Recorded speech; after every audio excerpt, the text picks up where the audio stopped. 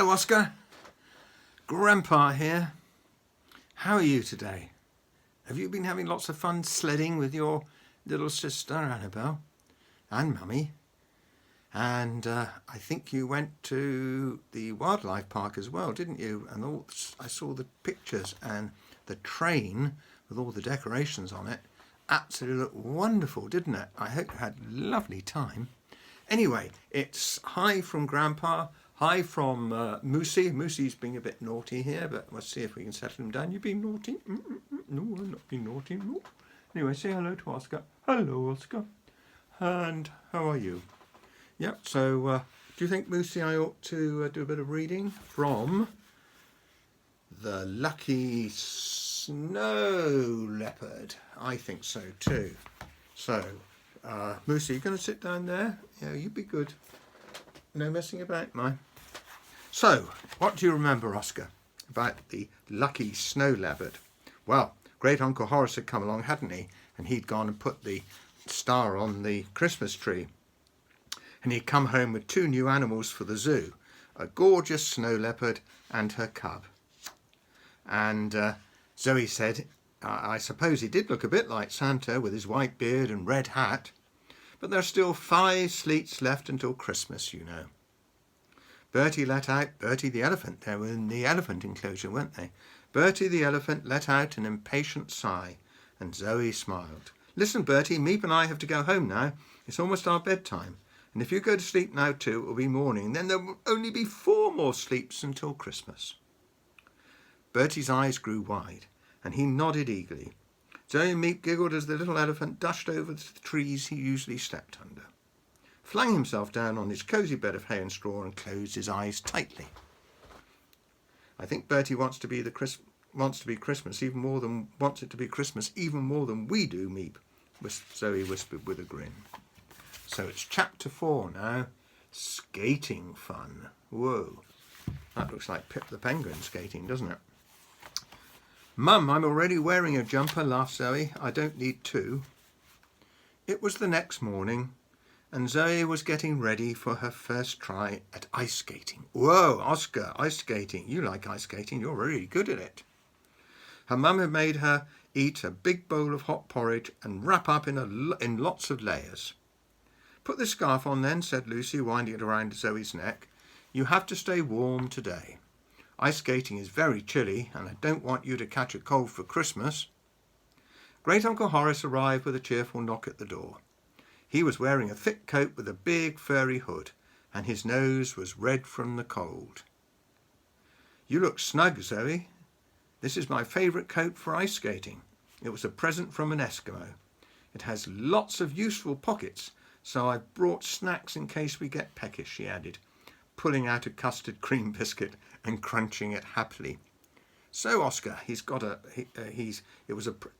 Uncle Horace's coat was a present from an Eskimo. Do you know where Eskimos live?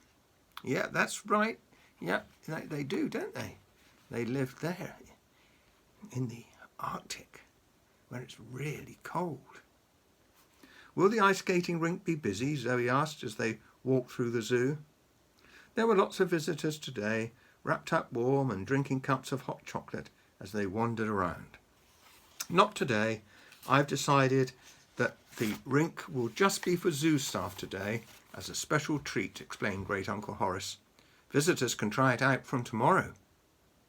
Zoe felt relieved. She was excited about ice skating, but she was glad it wouldn't be too crowded for her first try. The rink was still empty when they arrived. Zoe stared at it, shining in the morning sun.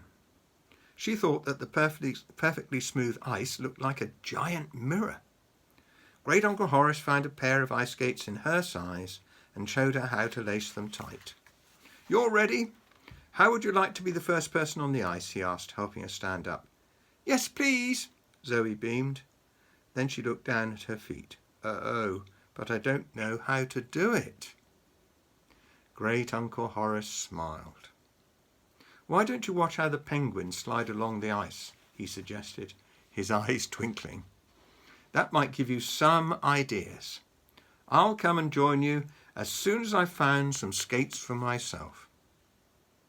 Zoe felt very wobbly. She held tight to the side of the rink and put one skate out onto the ice. "It's so slippery," she told Meep, who was watching from the side. "Maybe Goo is right," squeaked Meep, using the funny nickname he had for Great Uncle Horace. "Maybe you should see how the penguins do it."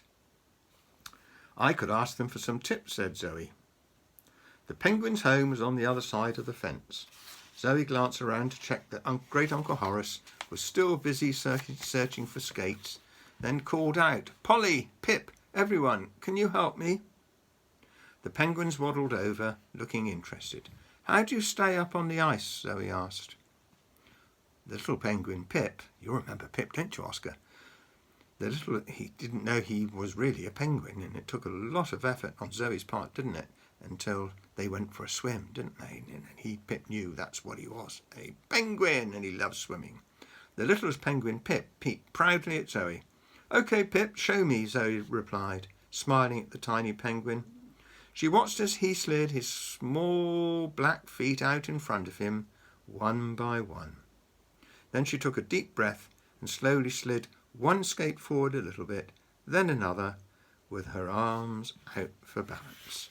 There we are. There's a picture of Zoe trying out her skating, and there's little penguins with her. And look, that must be little Pip down there, that little tiny one. Pip the penguin. "You're skating, Zoe," Meek cried. Zoe managed one very wobbly circle around the rink. "This is hard, but it's fun," she said, grinning as the penguins clapped their wings. Whoa, that's great. Then Great Uncle Horace glided onto the ice. Zoe stared as he spun around in a circle. "Wow, I didn't know you were so good," she said. "I learnt to skate in Canada," Great Uncle Horace said. "Wow, that's exciting, Oscar, isn't it? And your mummy is very good at ice skating. I don't know about Daddy. I think he's pretty good now. Yeah, I think he's all right. He's all right. Much better than Grandpa. Grandpa would be not very good." So Great Uncle Horace said, "I learned to skate in Canada." Great Uncle Horace explained, taking Zoe's hand and skating along with her. Zoe suddenly felt very much steadier with someone to hold on to. "I was there to help a family of snowy owls. Wonderful creatures." Oh, we read about snowy owl, didn't we, Oscar? "Did you know that male snowy owl's feathers get whiter throughout their lives?" I didn't know that male snowy owl's feathers get whiter throughout their lives. Did you know that, Oscar? Grandpa didn't. As Zoe and Great Uncle Horace skated around, the zookeeper started to join them. Even Mr. Pinch had come along. "This shouldn't be too difficult," he announced, but the moment he stepped onto the ice, his arms spun round in a circle, his knees wobbled, and his feet shot out in opposite directions. There's Mr. Pinch, look, falling over on the ice.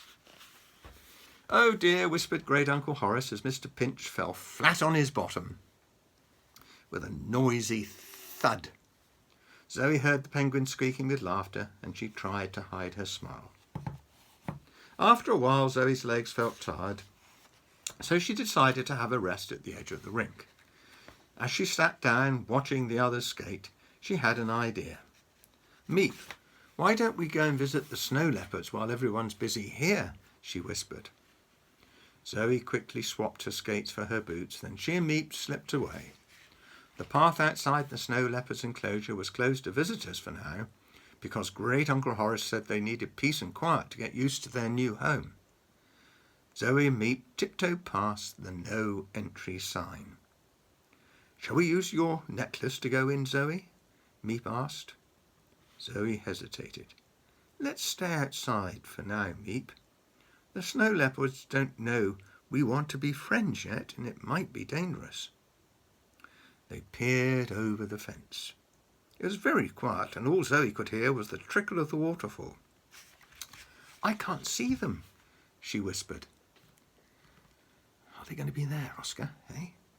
But Meek's sharp eyes had spotted something. "Look, Zoe, there's a long, fluffy tail peeping out from behind that bush." "That must be the mum," said Zoe. "Great Uncle Horace told me that snow leopards use their tails to keep their balance when they're climbing up mountains. I bet her cub is up there too." I wonder if they'll come and talk to us. She took a deep breath and called, "Hello, my name's Zoe, and this is Meep." The tail twitched, then disappeared. Then the mother snow leopard peered slowly out from behind the bush. After a second, her son's face appeared too. Zoe smiled hopefully, and the cub padded up to the fence. His mum watched suspiciously. "Welcome to Rescue Zoo," said Zoe. "We're so glad you've come to live here. What's your name?" The cub meowed. "It's lovely to meet you, Ali," Zoe said. "And what's your mum called?" Ali gave another meow, and Zoe smiled at the big snow leopard. "Hello, Leela," she called. There, look. There's Zoe talking to Ali, the little snow cub. Isn't she sweet? Before Zoe could say any more, the mother snow leopard growled softly, calling Ali away. The cub looked disappointed, but leapt back across the rocky ground and lay down next to her.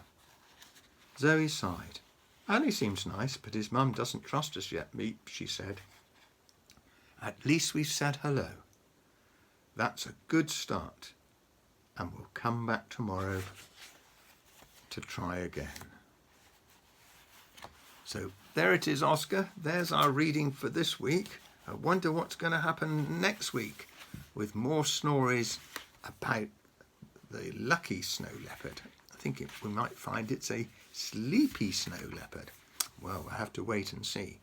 Anyway, lots of love from Grandpa and Granny, of course, and from Moosey. Bye-bye. Bye-bye, Oscar, says Moosey. And have fun. Hope you're having a lovely day. Hope you've got some nice sledding to do and lots of fun thinking of Christmas with Mummy and Daddy and your little Annabelle sister. So it's goodbye from me, and we'll see you soon, Oscar. Take care. Bye.